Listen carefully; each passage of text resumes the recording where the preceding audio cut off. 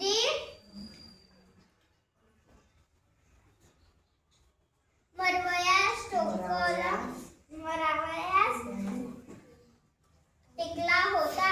आल्या गेल्याकडे तो मदत मागत होता. तो घोडीबाला म्हणाला, तुझ्याकडे काही असेल ते मला दे. घोडीबाने त्याला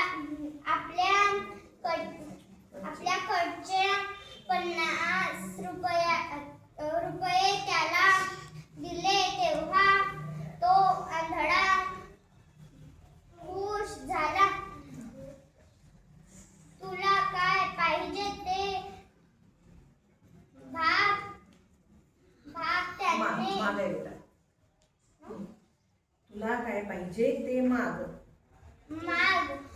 त्याने घोडीबाला सांगितले, मला एक